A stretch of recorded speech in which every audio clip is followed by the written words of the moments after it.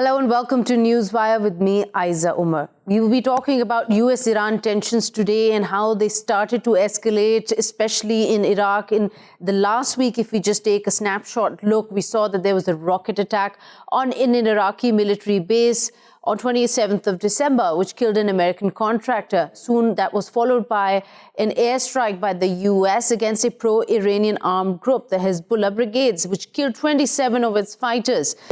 Members of the Iraqi militia who were also supporting the protesters there in Iraq that stormed the US embassy in Baghdad. We saw that unfold. And then the worst move of all came. The assassination of the most powerful general of Iran took place. He was killed in an airstrike by the US in Baghdad when he was traveling to Baghdad airport. Now, this move by analysts around the world is mostly being highlighted as the worst move that President Trump could make at this time, where tensions have been on the rise between Iran and the US after President Trump withdrew from the JCPOA, the Iran nuclear deal. Now, the question really we're looking to address is a little bit of why this move was made at a time where President Trump himself is embroiled in local domestic issues and the Middle East is already under a lot of heat. Also, we're hoping to address that what is the way forward now. The question, as some analysts put it, is not whether Iran will respond, but when will Iran respond? A lot more coming in the show, but first let me introduce our guest who will be talking to us. To start with Mr. Mohammad Marandi. He's an analyst and he's joining us from Tehran today. Mr. Marandi, as the funeral procession is taking place of General Qasem Soleimani in Ahvaz, we've seen footage of tens of thousands of Iranians out on the streets, part of this funeral procession. We've seen shots of different areas, all chock-a-block full with mourners. Give us an idea about the sentiment across Iran, amongst different circles, social circles, academic circles, what the feeling really is at this point. Well, in Ahvaz, there were hundreds of thousands of people, and in Mashhad, there were over 1 million. And today in Tehran, the estimates that are coming out are roughly 5 million people. And that shows how popular he was. He was seen as a national hero, someone who fought the 8-year-long war where Western countries aided Saddam Hussein and even gave him chemical weapons to use against Iranians. He survived chemical weapons attacks. And then when the Americans and their allies helped the Israelis occupy southern Lebanon, he aided the resistance to expel the Israelis, and he aided the Palestinians who were fighting against the apartheid regime and for their own liberation. And more recently, though, he became famous when the United States and its allies, among others, they've brought in tens of thousands of extremist foreign fighters into Syria. We know this from the U.S. Defense Intelligence Agency document of 2012 and the admission of the head of that agency at that time, General Michael Flynn, that the United States took a willful decision to help its allies in supporting these extremist groups, which were the most important fighting groups from very early on, according to U.S. Defense Intelligence. Mm-hmm. So when these extremists grew close to Damascus, even though Western media were calling them freedom fighters and so on, but these extremists, when they got close to Damascus, he was sent there to help defend the people of Syria against the holders of these black flags, whether Al-Qaeda or ISIS or others.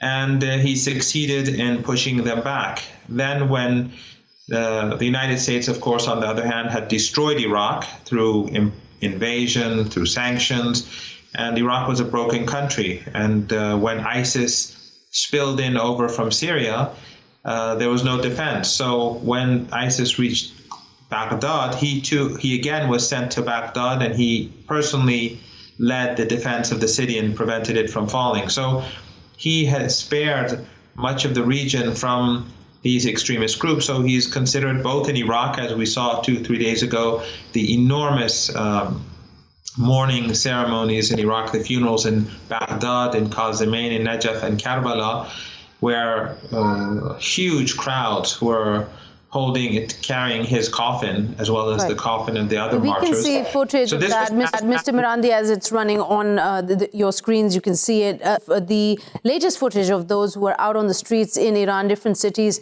in support of in mourning, actually, of Qasem Soleimani. Here, let me welcome another voice, a journalist actually from Tehran. Mr. Sadeqi is joining us. Welcome to Newswire, Mr. Sadeqi, and thank you for taking out the time. I understand you're also covering the funeral procession. Tell us a little about the numbers on the streets, the sentiment across Iran. The streets of Iran, especially in Tehran and Mashhad and Ahvaz, where a funeral ceremony was held, were packed with people. I hear from Iranians who have attended these funerals in different cities that you can barely walk with a procession. And this is after the funeral held for Imam Khomeini, going to be the second largest funeral in the world, in the history of the world. I mean, in the history of the Shiism, modern Shia Islam.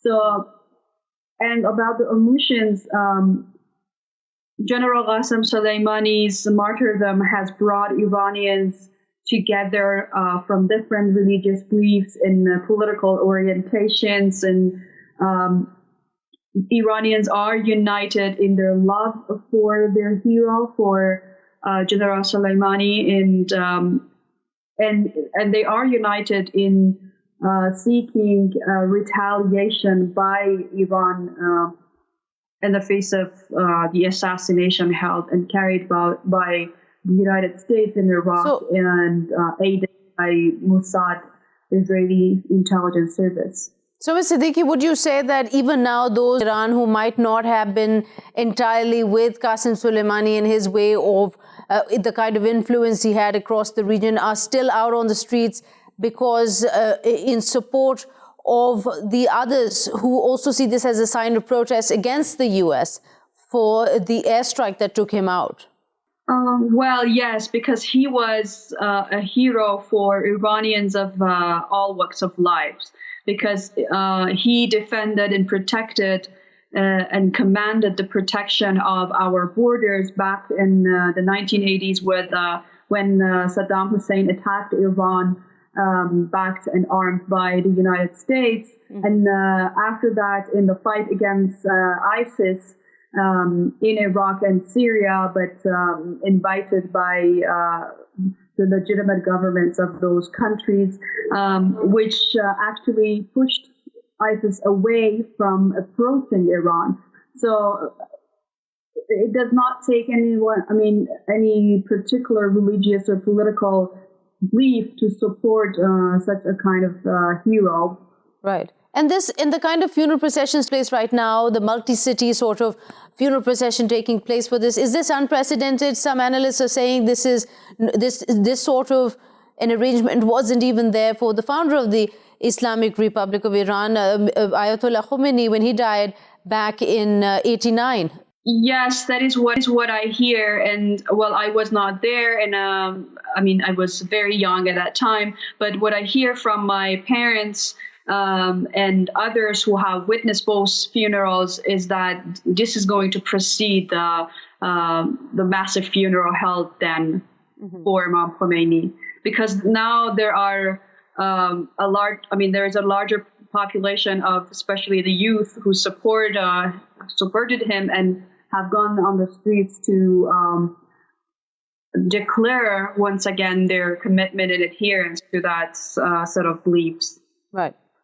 Okay, Mr. Marandi, now let's talk a little about what lies ahead here. The sentiment we can see from reports and footage on the ground from Iran, and also from the protests that have taken place across the world. 70 protests in 70 different cities across the U.S. against the U.S. on their very sort of warmongering tactics, on trying to provoke war with Iran. We've seen that happen in the past few days. We've seen it within Pakistan, in Islamabad and Lahore, against the U.S. We've seen these protests.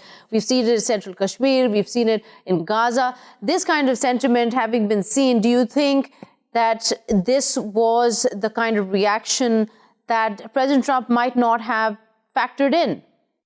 Before I respond, I'd like to point out that the keynote speaker during his funeral, before the prayer, was his daughter, Haj Qasim Soleimani, General Soleimani's daughter, and the other was Ismail Haniyeh, the head of Hamas, who traveled from Gaza to participate in the funeral.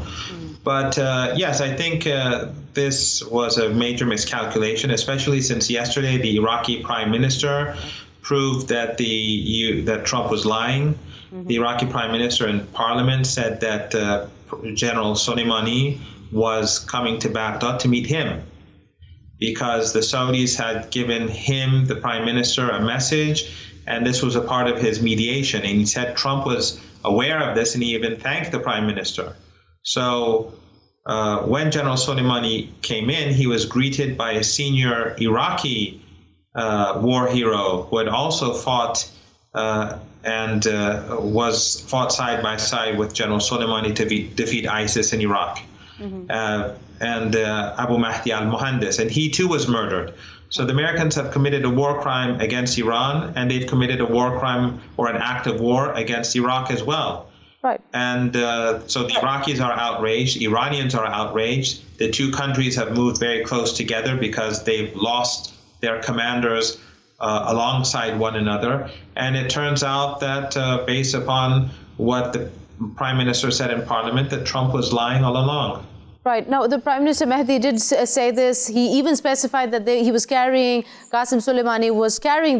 Now, if these mediation efforts were underway, and if President Trump, as Mr. Mahdi says, was well aware and thanked, in fact, acknowledged it, then why on earth would he go ahead and make such a drastic move? Well, the United States government is not a very rational government. The world knows that Trump is a person who's completely unpredictable. But the United States, even before Trump, had no problems with violating international law. I mean, Obama, he brought in the extremists into Syria. He helped destroy Yemen. He helped destroy Libya. So Obama has committed just as many war crimes as Trump, but Obama is much more sophisticated in dealing with issues, and he gives a much more, let's say, internationally acceptable and appealing appearance. Whereas Trump is very blunt, he's very crude, and those who support him are basically a white segment of American society and certain very white sectors in European societies. Right. So, Mr. Setareh Sadeqi, now this situation on the international front develops, Iraq has announced that they're going to kick the U.S. troops out, that they no longer need the U.S. troops in Iraq. And they've also said they don't want the U.S. and Iran to fight their war on their homeland. We're also seeing the kind of international condemnation that comes for world leaders, but people are very careful with how they're putting their words out. I mean, we've seen Dominic Raab come out from the UK and say, well, the U.S. did the right thing to defend its security and its assets and its people. But what Joe Biden has said, the former vice president and the Democratic presidential candidate for 2020, he said President Trump has essentially thrown the dynamite in a tinderbox. How do you see this moving forward, given the kind of tensions that exist in the region? I don't know we all know what motives these hawkish U.S. politicians have when talking about Iran. And we have to remember that General Soleimani was invited by the Prime Minister of Iraq and was to meet him in the morning of the day when, prior to that, he was assassinated.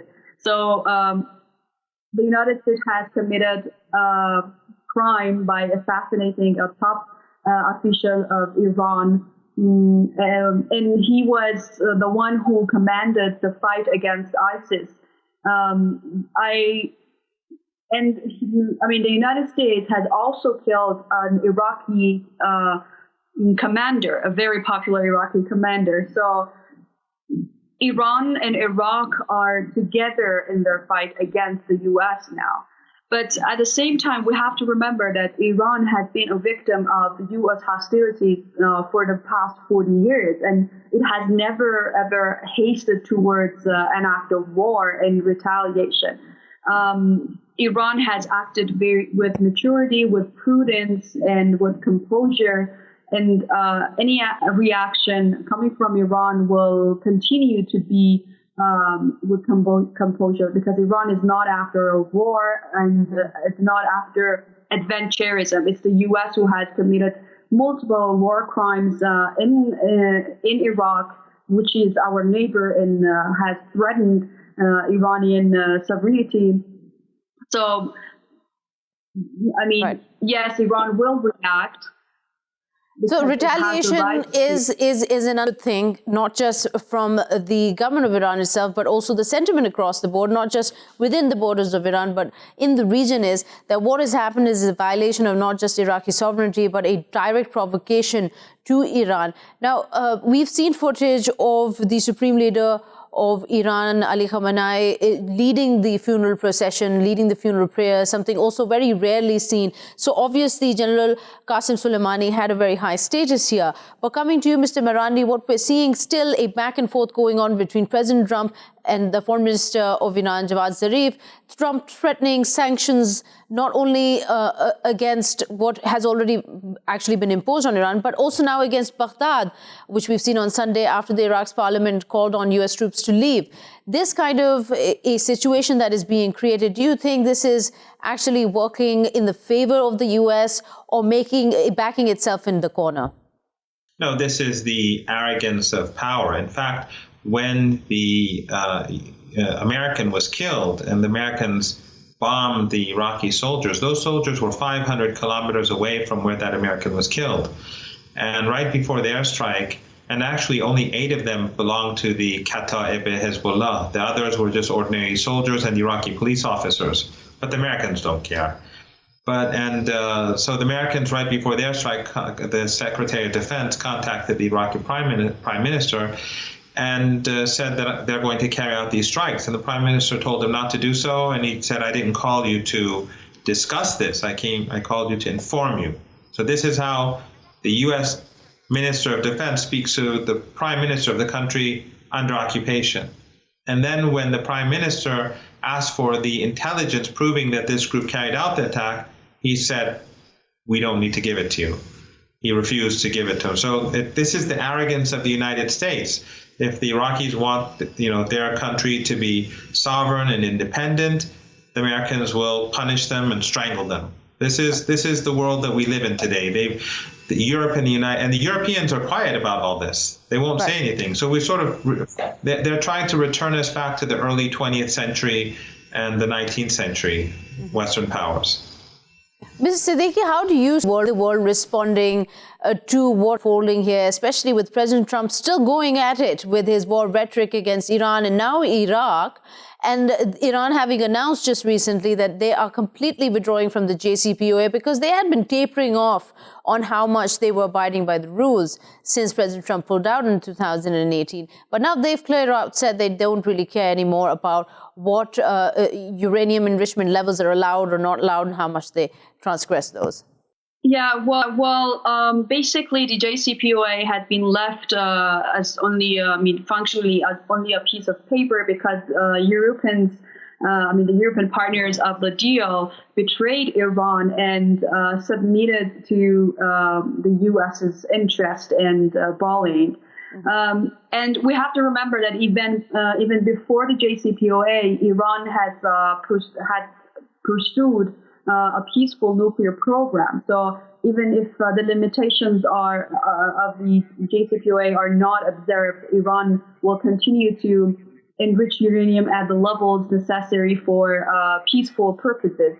And this is something that we have followed for years.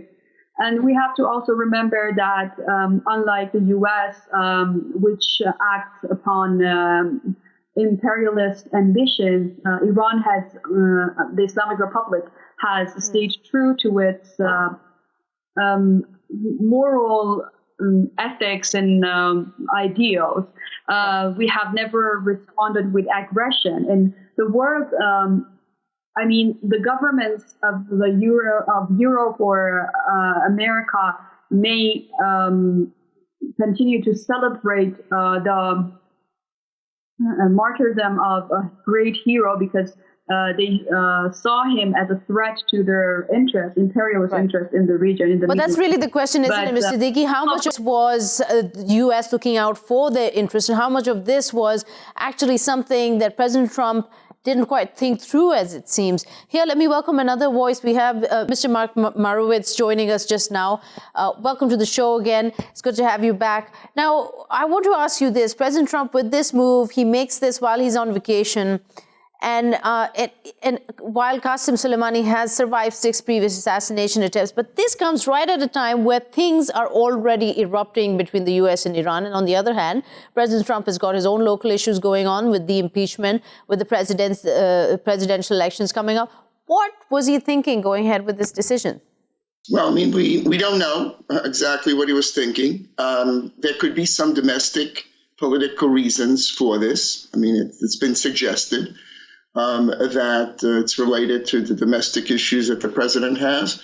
But I think, we have to listen carefully to what the administration is saying and hold them accountable to what they're saying. And that is that they believe that there were imminent additional actions planned and that they took this action. So admittedly, it's quite controversial.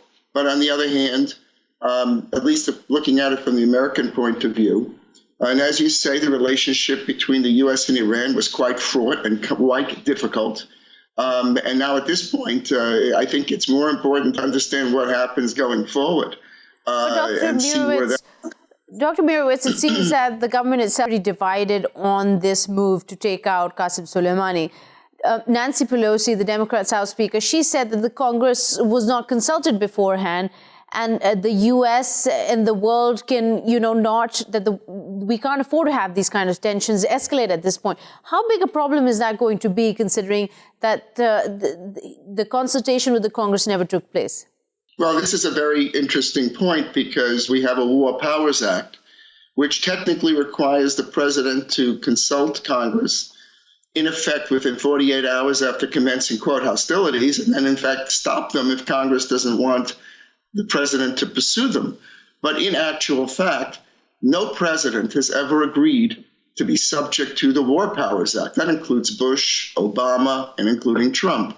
Trump gave the report, Obama gave the reports, Bush gave the reports, but never agreed to be susceptible or accountable or subject to the War Powers Act because of our separation of powers and checks and balances. Mm-hmm. The Constitution sets this out in a confusing way. It makes the president the commander-in-chief, but Congress has the right to declare war. But historically, Congress has only declared war in 5 confrontations, World War I, World War II, and some other wars, but not Vietnam and not Iraq, and on and on.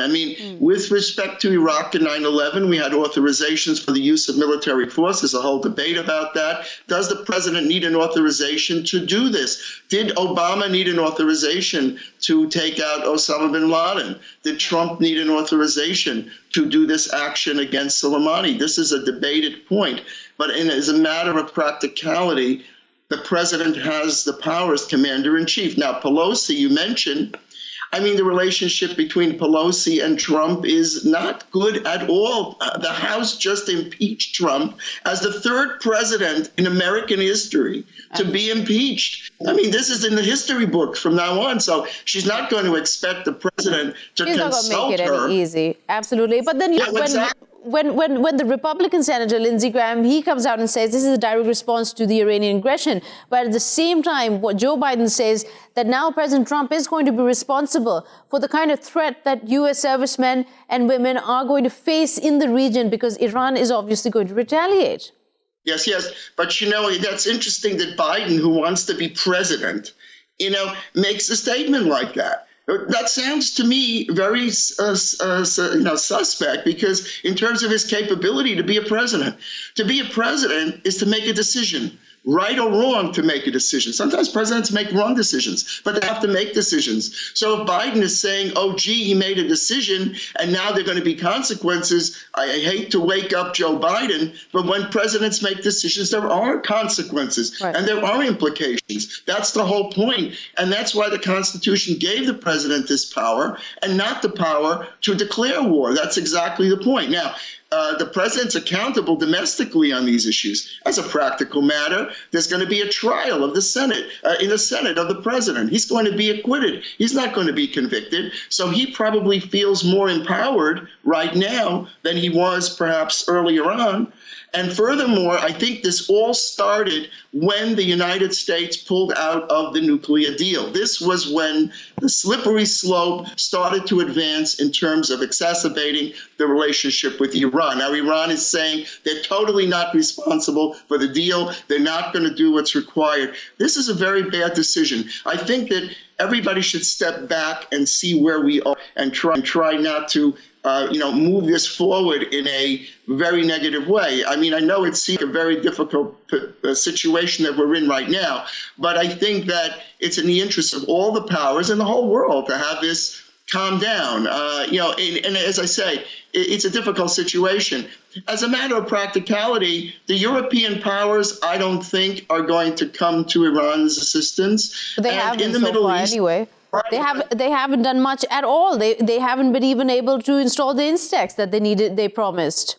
Exactly. So, and then as far as Iran's position in the Middle East, it's very conflictual in terms of powers in the Middle East. They're really divided in the Middle East in terms of pro and anti-Iran. So, again, and as far as Iraq is concerned, that's a tricky situation, telling the United States to pull the troops out. So what we've seen is a crescendo of issues that are piling up one on top of the other. But it was inevitable. I think they understood that was inevitable. Now, the question whether they thought it through is a very good point, and one would not know if that's true or not. We don't know because we're not going to find out because no one is going to tell us, because the people around the president are going to say the president made the right decision. The people who are around President Trump are very supportive of President Trump, and they're going to go with his policy wherever it may lead. Hopefully it does not lead to further conflict. Hopefully it would lead to some... We hope it doesn't, but here's what's concerning.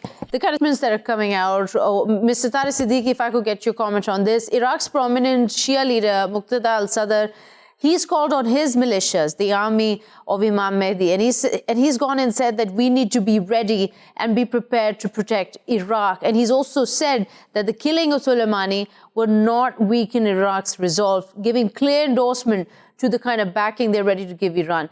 Does this worry you that what could have been avoided has now actually started a domino effect of more militias coming to the front to get ready to confront the U.S.? Well, yes, it seems like this was like the last straw to the composure and toleration that we will be seeing from the leaders of the Middle East. And this was like the last chance that Trump had lost. And he might have thought that this was a bid for re-election in the 2020 presidential election. But it seems like this is going to be a heavy blow to the U.S. and its adventurism in the region, because now from Palestinian resistant groups to Syrian, Iraqi, and Iranian forces, they are now all united in and determined to make the U.S. leave the region. It's to end its illegitimate occupation of Iraq in the Middle East, and this is the first step and the most important step towards more peace for the entire region. Okay, Dr. Meirowitz, you've got the last 30 seconds, so very quickly, we've heard what the U.S. Defense Secretary Mark Esper has said to an American news channel while speaking to him, that it's important to, and something like this you just mentioned, that it's important to not make this about the U.S. versus Iran issue, that it's really the world versus an Iran issue. When he says that, And then at the same time, he also warns that the US could make further moves besides this US airstrike that took out Soleimani. I mean, does it concern you that it doesn't seem to be that they're wanting to look at de-escalation right now? Well, I think we're sitting at somewhat at a fork in the road. I mean, you don't really know how this is going to go. I mean, I'm always an optimist and hoping that we can go a peaceful route rather than the route of further conflict. And in fact, even when the United States pulled out of the nuclear deal, I thought there was some talking about working out some sort of direct discussions with Iran. And I don't think that's impossible.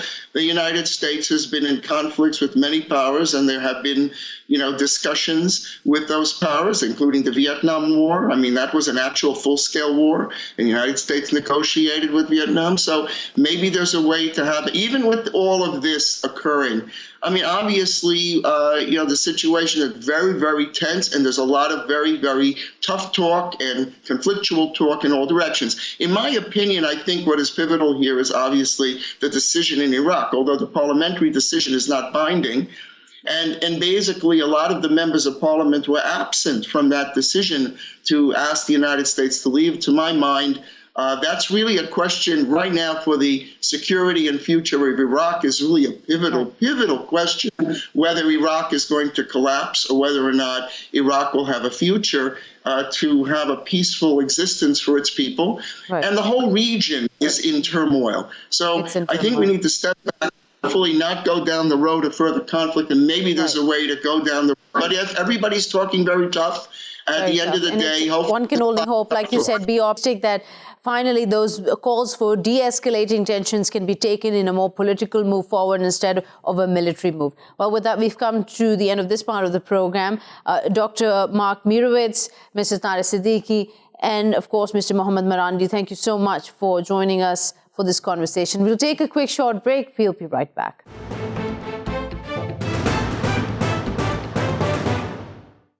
Welcome back. You're watching Newswire with me, Ayza Omar. Now, Turkey's involvement in Libya deepens as Ankara moves troops slowly to Libya after an okay from the Turkish parliament. Now, there have been two significant agreements. We've talked about this also a little earlier in Newswire.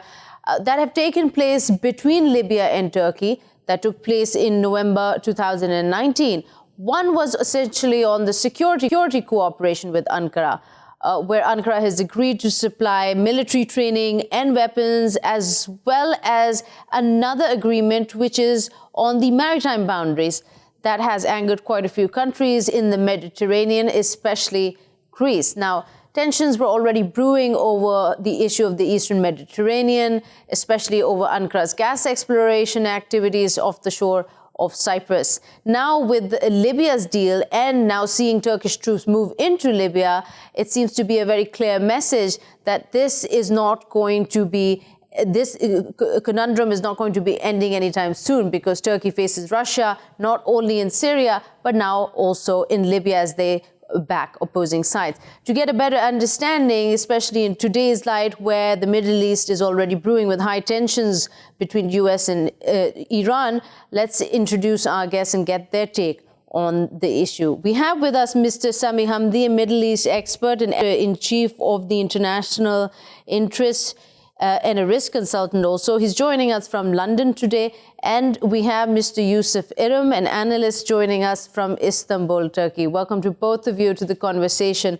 Mr. Sami Hamdi, with what we've seen happen in the past week, the US airstrike that killed a very important general, Qasem Soleimani, in Baghdad, and the kind of repercussions being felt in the Middle East, what we're seeing now with the Turkish troops moving into Libya.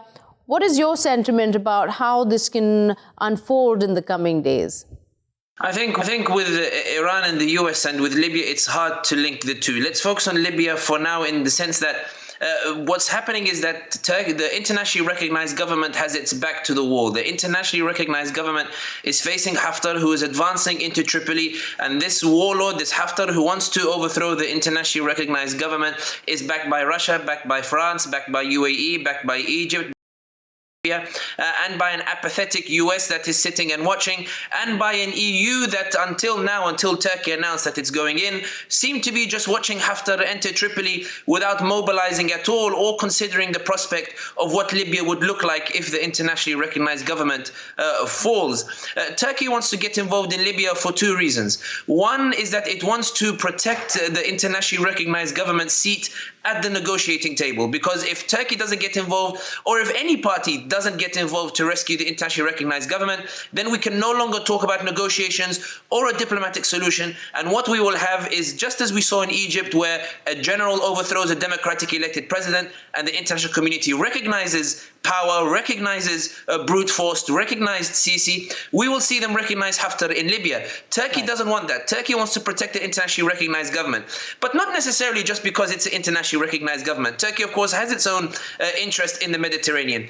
Turkey doesn't want to support the internationally recognized government so that it retakes Libya. It only wants to protect its seat at the negotiating table so that the Libyans can debate the issue of their government and make sure that Haftar does not become the major power. Because if Haftar becomes the major power, he is a UAE ally, he is an Egypt ally, he is ally. He's an ally of everybody who is anti-Turkey. And when we look at the Mediterranean, when we look at a map, we see that there is this maritime chokehold being formed against Turkey in the Mediterranean. To the northwest, you have Greece. To the west, you have Cyprus. To the south, you have Egypt. And if you add Libya, which has a very long coastline on the Mediterranean, then all Turkish maritime interests will be at the mercy of these nations that quite clearly do not want Turkey to be a major power in the region. Mr. Erim, what Mr. Sami just highlighted so eloquently, Turkey really did want to also, besides backing the UN-recognized government, also wanted to send this clear message to Israel, Greece and Egypt that it will not take it lying down, being excluded from those potential energy resources of the Eastern Mediterranean. Oh, definitely. It's sending a message to all three countries and other coastal neighbors as well. Now, when you look at Turkey's coastline, it's got over 1,800 kilometers of Mediterranean. And when you combine the Aegean, over 4,300 kilometers of coastline. This is second only to Greece. But when you look at the maps being leaked out of whether it be Athens or out of from the Greek Cypriots, you see that their plans are to imprison Turkey into its coastal waters. And this is something that's completely unacceptable, and that's an absolute threat to Turkish national security. The Turkish Navy won't allow it, and Turkish economic interests won't allow it. So there was no other option except to send troops to Libya and back up the GNA at being their partner in the maritime deal. Obviously, after this maritime deal was announced, there was tremendous pressure put on the GNA by Haftar and his allies wanting to null and void the deal by toppling the UN-recognized government. Right. And Turkey's not going to allow its partners to be toppled. They're not going to turn their back. They're showing that Turkey is a reliable partner, a reliable ally, and it will stand by its GNA friends. And now that Turkey has taken this accord with Libya on the maritime boundary, Mr. Sami, they've taken it to the UN. They want to make it legit. They want to get the approval. But it's not going to be easy, considering in the opposition, they're going to be facing a lot of Mediterranean countries, especially Greece and Egypt, who are going to make the UN's job all the more harder. I think the reason that Turkey tried to secure the maritime agreement and requested that the GNA put in a military request to Ankara for military support is to actually establish this legal framework. I think when we're talking about UN involvement in these conflicts, I think Iraq, Afghanistan, and all these, and Syria have shown that the UN is not exactly the force. No one really needs permission from the UN to get involved in any of these countries. So I tend to put that on a shelf. Turkey clearly tried to establish a legal framework. When it signed the maritime agreement, that was important because that was a challenge to this agreement that was emerging between Israel, Greece, and Cyprus, with an implied agreement from Egypt to explore the gas in the region without allowing Turkey to have a share of the pie. With regards to the military agreement, that wasn't in the maritime agreement. This is why Sarraj had to put a request to Ankara and why Ankara had to get Parliament's approval. In other words, Turkey wanted to make sure that it has the legal framework under international law law to get involved in Libya, and it's actually secured that. With regards to the going to the UN, I think this is part of Turkey's PR with regards to going into Libya. Turkey is trying to say we are backing the internationally recognized government, which it is, against a warlord who is trying to plot a coup, which he is.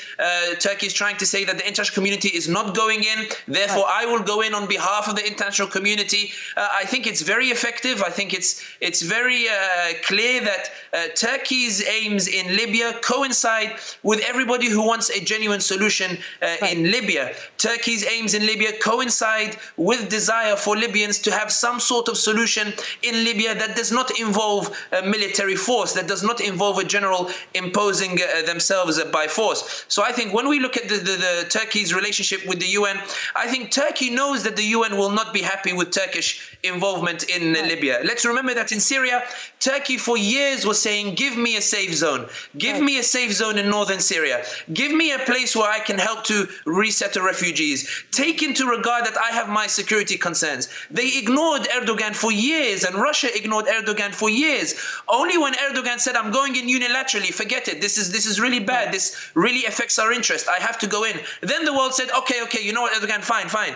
We'll give you your safe zone. Just don't do this and don't. In other words, Turkey is forcing itself on the international community in Libya, and I think that the international community will be forced to go along with Turkey, at least for now. At least for now. But Erim, because when we see that this was preceded by Greece and Israel and the Greek Cypriot administration, they were trying to outmaneuver Ankara by making their own consortium, by making their own agreements. And all of this, at the end of the day, was for the East Med pipeline project. And try to now, with the Turkish troops in Libya, this is essentially escalated into a potential military disaster in the region. Considering that this project will obviously not be shelved anytime too soon, how do you see this moving forward? Will they be taking this development as a halt to the East Med pipeline project? First of all, the East Med pipeline project has already been criticized as not being a cost-effective project. And if Turkey's maritime deal with Libya does stand, and President Erdogan is very confident that it will. Yesterday in an interview, he directly talked out to the Greek Prime Minister Mitsotakis, saying, if you think it's illegal, then find a legal way to void the agreement. So he's very confident that what he's doing is within international law and the law of the sea.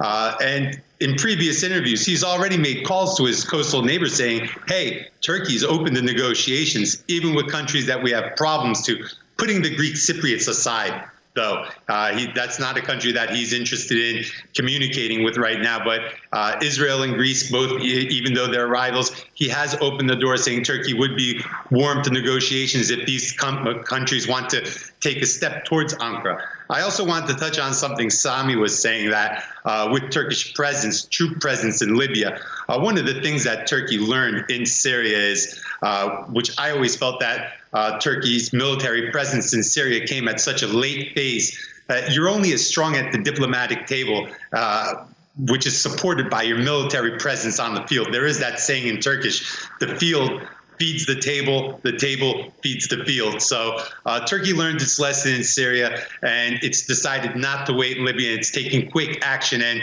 it's definitely starting to see the positive ramifications of this diplomatically. Being invited to the Berlin process. Putin wants to now talk about Libya. Merkel just had a phone conversation with Erdogan. So all of a sudden now, with Turkish troops being deployed on the field, many world leaders are now reaching out to Erdogan saying, hey, let's talk Libya, when just a couple of months ago, that phone wasn't ringing. Right. And how do you, Mr. Sami, what are the options out there right now, considering Libya plays that role of a gatekeeper of sorts to kind of stem the flow of migrants that would otherwise flood South Europe? The kind of response we're seeing, or the lack thereof, from the EU, do you think this is now a critical time for them to step in and address what could possibly all go wrong here very quickly now with Turkish troops on the ground? I think the EU realizes that it's gone very bad for them in Libya, because if you're one of those Libyan parties and you've seen that Turkey is actually willing to send troops to rescue its allies, and Russia is willing to provide full support for its own ally, even if that ally is Haftar. I still don't think that Russia wants to install Haftar in Libya. I do think it just wants to do a show of force so that it can become a power broker. When Libya sees that Turkey and Russia put their money where their mouth is, they suddenly become more powerful power brokers than the EU, which abandoned the internationally recognized government and which failed over the years to find any sort of solution. So the EU now is in a panic, because when Putin goes to Turkey to discuss the Turk Stream project, to discuss Syria, to discuss Libya, they will also talk about how that they can monopolize the brokering of negotiations in Libya. How in Syria, where we see that the parties meet in Astana instead of Washington or any of the Western capitals, bar Geneva, which was an attempt by the UN to seize the authority from Astana. Russia and Turkey will now try to get the Libyan parties to negotiate under their umbrella, under their brokerage. And this is really bad for the EU, because when the EU will visit Sarraj, when the foreign ministers will go in early January to Tripoli to talk to Sarraj, one of the key demands will be to rescind the request for Turkish troops. It will be to ask Tripoli not to allow Turkey to establish itself in Libya. Sarraj, who has had his back to the wall, is not going to look at the EU and say, oh, you know what, actually, let me give up the Turks who actually came and rescued me for you guys who abandoned me. In other words, the EU will find that there is a government now in Tripoli that prefers Ankara over the EU. And this is problematic for the EU. And this is why I believe when we're looking at the EU approach, the EU will accept that the internationally recognized government needs to be saved. They will accept that they do not have a credible argument to match Turkey's intervention in Libya. However, after Haftar is kicked out of Tripoli, that's when the wrestling match will begin. Turkey and Russia will try to dominate the negotiations. EU will come in and try to empower alternative Libyan factions to try to get rid of Sarraj, to try to reform the government, to try to get a government that will help push Turkey out. In other words, whereas we might have some sort of ceasefire, we might have some peace in terms of the actual conflict, the real diplomatic wrestling is about to begin because Turkey has imposed itself. Mr. Hamdi, that's a fantastic analysis there. I think you pretty much summed it up for us. And we've run out of time, and I want to close on that note, that while we might see an end to the conflict, which has already drawn so many regional global players, whether it's Russia, Egypt, Saudi Arabia, France, Italy, Turkey, the Libyan conflict will probably get worse. As Mr. Hamdi has said, that after Haftar is removed in Tripoli's UN-recognized government is established across the board. Well, we've come to the end of the program. I wish we could take this conversation further. Mr. Yusuf, Erim, and Mr. Sami, Hamdi, thank you so much for joining us. We will see you tomorrow with a new episode of Newswire. Till then, goodbye.